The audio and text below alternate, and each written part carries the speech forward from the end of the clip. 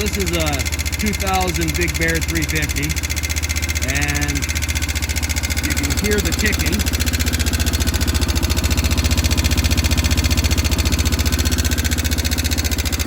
So I'm going to get in there and adjust the valve. So there's a couple of screw-headed bolts that hold your plastics on both sides, and then some 10 mils, and then in the front in the gas tank, I don't know if we can see it or not, but there's a flat tab on the tank that comes in towards the steering on both sides. There should be a 10 mil there, which is a big improvement on the old ones where you had to fight in here between the plastics and the gas tank to get it out. So it should be pretty easy to get a socket on that. With the gas tank out of the way, you can see your inspection covers for your valve. One on the front on the motor and one on the top.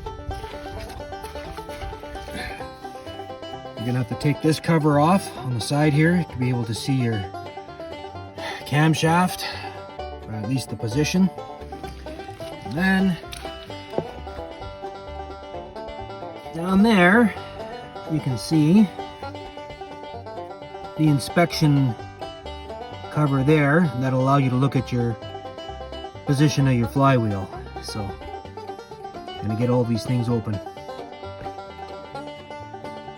So there's your timing line, and it lines up with a mark on the case. And then when you look up at your cam gear, and that line lines up with the notch, and it actually does line up. It's just at the angle I'm trying to get this, it looks like it's not quite lining up, but it's good. Now if you're in the right stroke of your motor, when that's lined up and your bottom one's lined up, your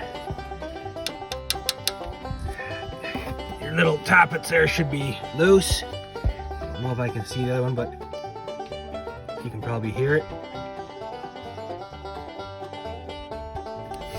But what I noticed is this one doesn't have a lock nut on top, and it is really loose, and that's what's making all our noise. So I'm gonna have to go and find a nut that will fit that. So I'm gonna go see if I have a wrecked Yamaha that I can steal that out of.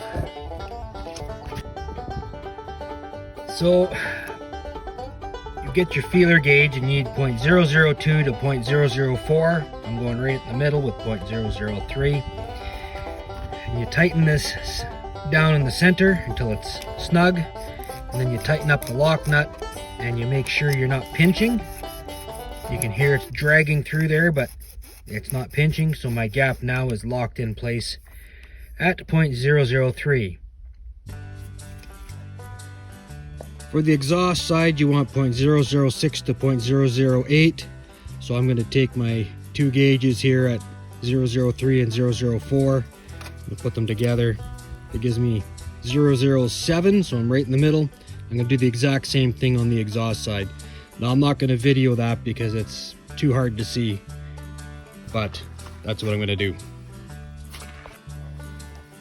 It's all adjusted now. I'm going to see if it'll fire up with just the gas that's still in the carb. So, key on. Pull the choke.